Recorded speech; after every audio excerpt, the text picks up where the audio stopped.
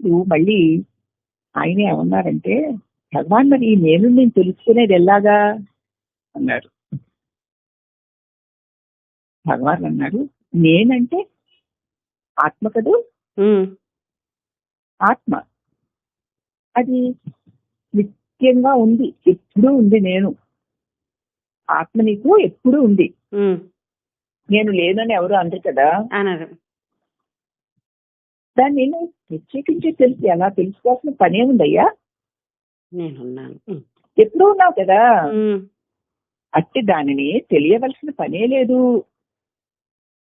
ఇది కొత్తగా నేర్చుకునే విద్య కూడా కాదు. నేనున్నానని, నేను నిన్న దేశ కాలాలలో నేనున్నానని, అవస్థల్లో నేనున్నానని నీకు తెలుసు కదా.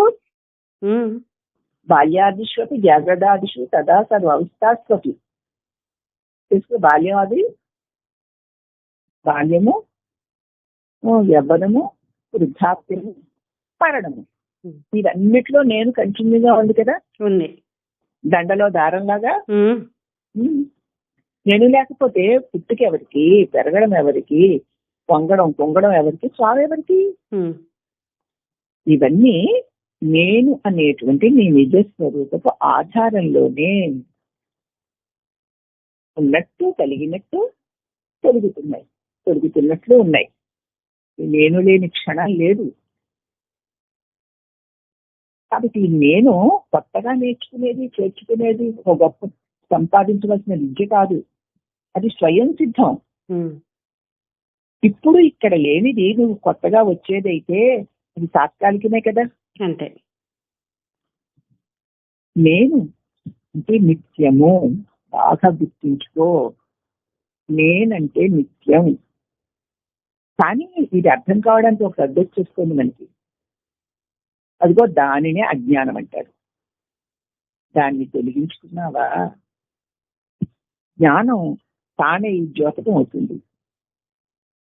ఈ మాటకొస్తే ఈ జ్ఞానం కూడాను అజ్ఞానం. అజ్ఞానంలో కూడా జ్ఞానం ఉంది కదమ్మా. ఉంది. అన్య వస్తు జ్ఞానం, అజ్ఞానం. అన్యమన్నది లేకపోతే స్వరూప జ్ఞానం. ఈ అజ్ఞాన జ్ఞానం కూడాను అది ఎలాంటివంటే కలుపు దుబ్బు లాంటివి. ఇవి రెండు పీకేయవలసినవే. జ్ఞానాన్ని అజ్ఞానాన్ని కూడా తీసి పడేయాలి. జ్ఞానాన్ని ఆశ్రయించుకునే అజ్ఞానం ఉంది, కలుపు మొక్కను ఆశ్రయించుకునే దాని దుబ్బు ఉన్నట్టు. రెండు పీకేయాలి. అందుకే అన్నారు, ఆత్మ జ్ఞాన అజ్ఞానాలకు, విద్య అవిద్యలకు అవ్వలిది. నాకు తెలుసు అన్నది జ్ఞానం, నాకు తెలియదు అన్నది అజ్ఞానం. అది రెండిటికి ఆధారంగా నేను, అదే సుజ్ఞానం, సజ్ఞానం. దాన్ని ఎవరు గుర్తించరు. నాకు తెలియదు, నేను అజ్ఞానిని అంటాడు. నాకు తెలుసు, నేను పెద్ద విజ్ఞానవంతుడిని అంటాడు. అవునా? తెలుసు తెలియదు అని ఎవరికి తెలుస్తోందో అదే సుజ్ఞానం. అది లేకపోతే తెలుసు అనేవాడు, తెలియదు అనేవాడు ఎవడున్నాడు? లేడు కదా. ఆత్మ జ్ఞాన అజ్ఞానాలకి, విద్య అవిద్యలకి అవ్వలిది. అది సదా సదా సాధి స్థితిలోనే ఉంది.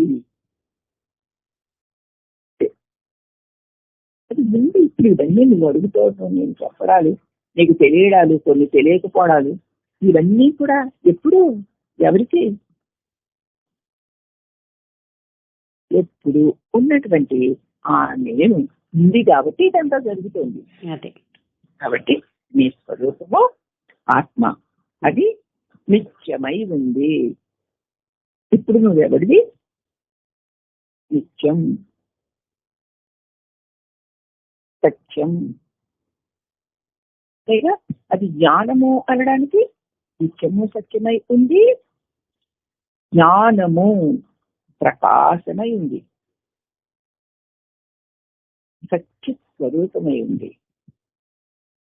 అదే ఉంది, దాని అందే నీటిలోని అలల్లాగా బుడగల్లాగా తెలుసు తెలియదు, జ్ఞానము అజ్ఞానము, పాపము పుణ్యము, కష్టము సుఖము, జన్మము మృత్యువు అనేటువంటి ద్వంద్వాలన్నీ సముద్రంలో అలల్లాగా అలా కలుగుతూ ఉంటాయి. అంతే. ఉన్నది మీరే అయినట్లు మీ స్వరూపము శాశ్వతమై ఉంది. ఇంతకంటే తెలుసుకోవాల్సింది ఏమీ లేదు. ఉన్నావా లేదా అని ఏమైనా నిరూపించాలా? అక్కర్లేదు. స్వయం అది మీ స్వరూపం. అది తప్ప ఇంకా ఏది తోచినా అది అంతా తొలిగేదే. కాబట్టి తోచేవన్నీ తొలిగేవే. నేను శాశ్వతుడును అన్న స్పృహ కలిగి ఉండడమే మోక్షం. ఈ సందేశం చాలా బాగుంది. కాబట్టి దీన్ని మనం భగవాన్ చెప్పిన రమణ భాషణలో మళ్ళీ మనం చెప్పుకుని మళ్ళీ వింటూ అందరితో పంచుకుందాం అమ్మా. హరి ఓం నమః. హరి ఓం.